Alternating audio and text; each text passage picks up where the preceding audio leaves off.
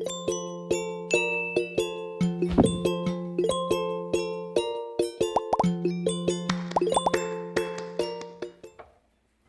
get started, I am going to be making a picadillo to fill my chiles rellenos with. Here I have a preheated pan. I've added a couple tablespoons of vegetable oil, and I am going to be browning 1 pound of lean ground beef. Now, if you are using a higher fat content ground beef, then you probably don't need to add oil.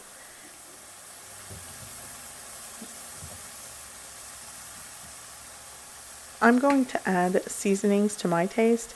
Here I'm just going to shake some garlic powder. I didn't measure it, so when you season this, start with a ½ teaspoon and go from there. Here I'm adding some onion powder, about a ¼ teaspoon. I'm also going to be adding some freshly cracked black pepper, and eventually I will add 1 bouillon cube. But for right now, I'm going to break the meat apart and brown it.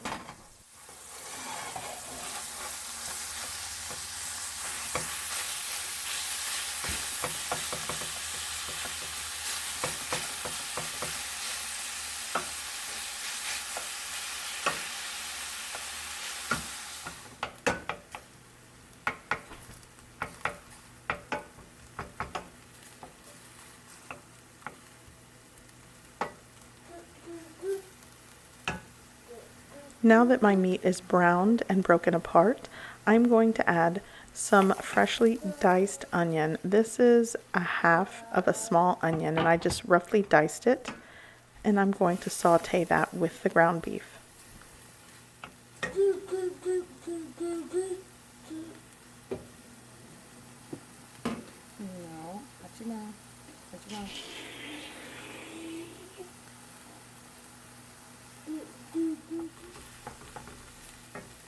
Next, I'm going to add 2 diced medium potatoes. And again, in a picadillo, it's basically just a hash. I know some picadillos come more soupy and tomatoey, but I prefer mine more on the drier side, especially when I am going to fill my chiles rellenos with this. So I'm just going to saute the meat, the potatoes, the onion for a couple of minutes. And then once the potatoes are sauteed for around 3 to 5 minutes, I am going to add 1 bouillon cube. And I didn't have beef bouillon, which works well for this, but I'm using chicken today. And if you prefer not to use bouillon, you could also just season with salt to taste.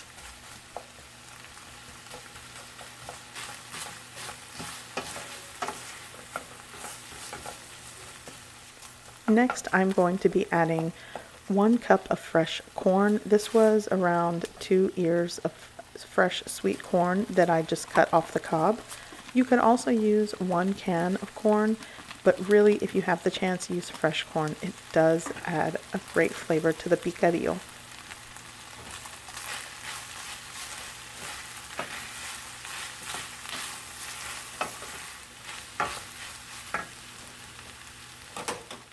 Now that everything is browned and sauteed, I'm now going to add 1.5 cups of water.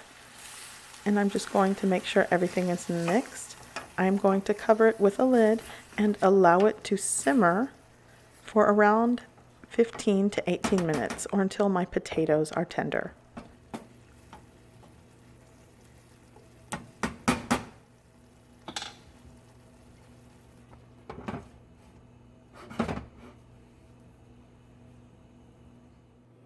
It has been on a low simmer for around 18 minutes, and I'm just going to check the doneness of the potato. Typically, when I cook it like this, the potatoes are always done, so I'm pretty sure it's done. Basically, at this point, once you have your picadillo filling done, you want to set it aside and allow it to cool. This is why I always make this first.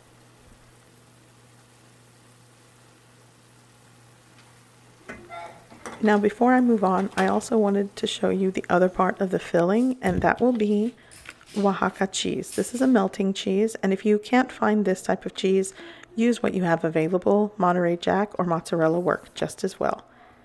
So moving on, I'm going to start to prepare my chiles, and here I have 6 poblano peppers. I have given them a quick rinse in cold water, and I've dried them. Sometimes when I buy these chiles, they have a lot of dirt around the stem area, which is why I always rinse them. So you might want to look for that when you do this. Okay, so here is the first step to preparing your chiles. You want to roast them, and you want to blister and char the skin to peel it off. This is going to allow the egg and flour to stick to your chiles when you fry them, so you don't want to skip this. And it is tedious. I think I've seen somewhere where you could also roast them in a high temperature in the oven, but when I make chiles rellenos, I'm just so used to charring them on the stovetop, and this is how I do them. And I also wanted to add that when you do this, be sure you have proper ventilation. Right now, for filming purposes, I don't have the fan running, but I will soon enough when things start to heat up. But I wanted to give you a closer look. It's going to pop and blister, and this is a good sign that the skin is pulling away from the chile, and it'll make it easier to peel. And I'd have to say the most important tip when making chiles rellenos is patience. I absolutely understand why my grandmother dreaded when my grandfather brought home 2 big bags of chile poblano, because she knew it was time to get in the kitchen and make chiles rellenos, and it is work, but it's well worth it when your family loves what you cook.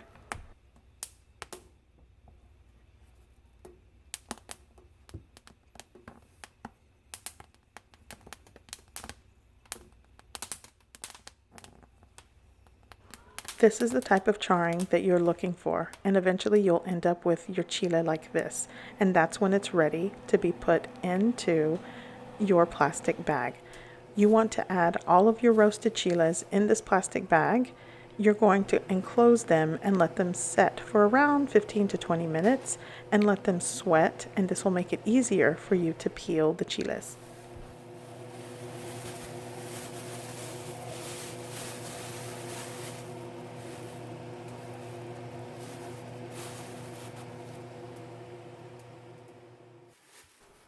My chiles have been sitting in the bag for around 20 minutes, and be forewarned that they will still be hot, so be careful. And this is exactly what you want, the skin to peel off just like that. So now it's time to get your hands dirty and just start peeling away all the charred skin.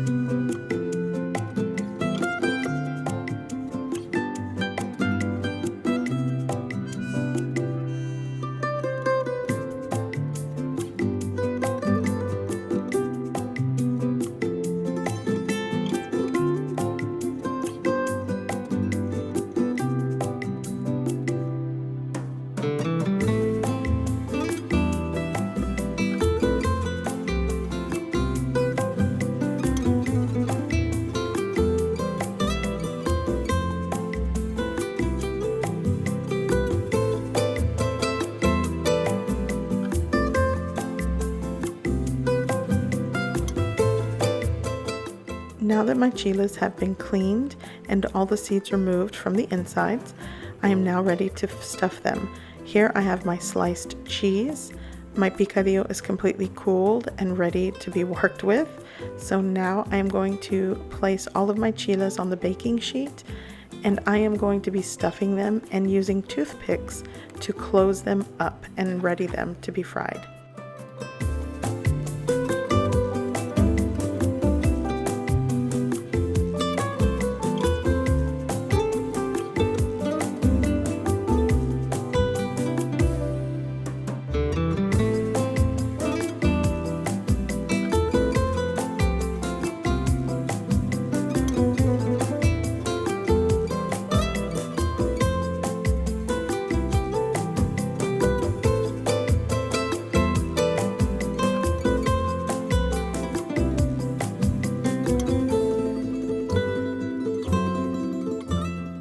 Now that my chiles are stuffed and closed, I am going to be taking 6 eggs, separating the whites from the yolks, And I'm going to beat the egg whites until stiff peaks form. Basically, you want to use a 1-to-1 ratio, 1 egg per chile, and this will definitely give you enough egg to encode all of your chiles rellenos to fry them. I actually used 1 extra egg. You'll notice I have 7 eggs when I start adding the egg yolks because I lost count. I was distracted, but definitely 1 egg to 1 chile is the way to go.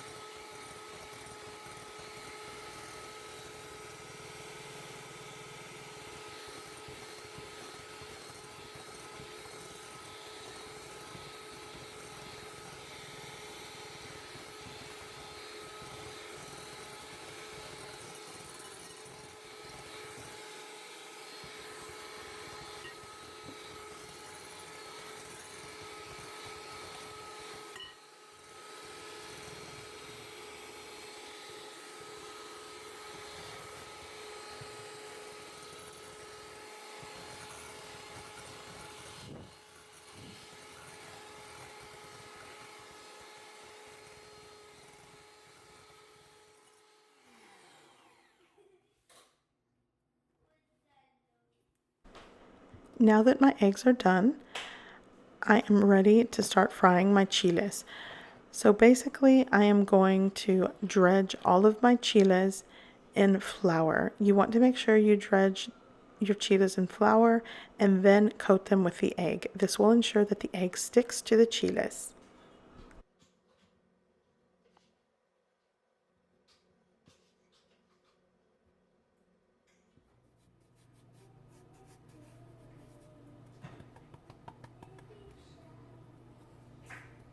So basically, once you dredge it in the flour, you want to dip it into the egg, and then straight from the egg, you want to put it into your preheated oil.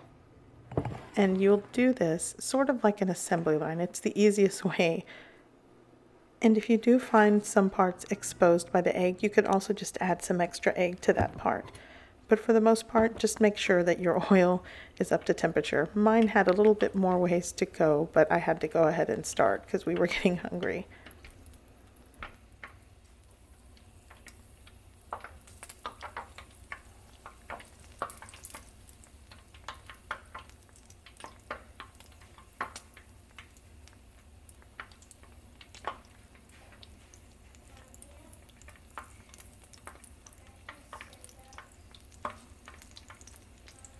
So at this point, I'm going to let my chile rellenos fry on one side until everything is golden brown, typically for a couple of minutes.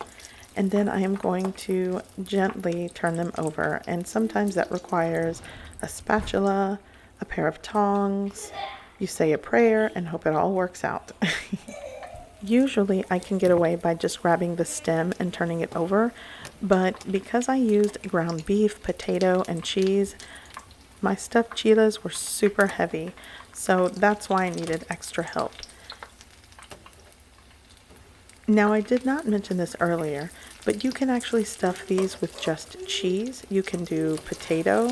My grandmother used to do a combination of cheese, potato, and tuna sometimes, or even ground beef and rice. But my favorite is picadillo with cheese.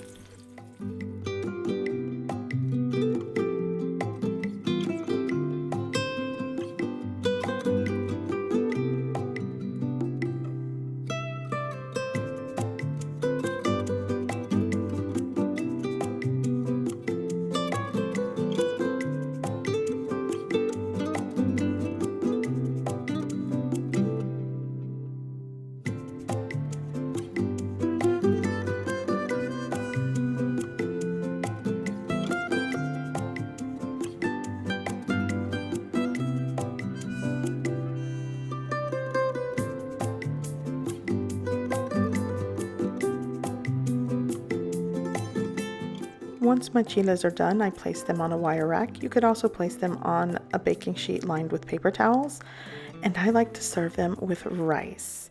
I am ready to dig in, and I love the crispy exterior of the egg coated chile relleno. And if you want to see the way I make them in caldo, please look for the link at some point I will be posting. So I hope you like this recipe. I hope you give it a try, because I like to think this is a good place to start.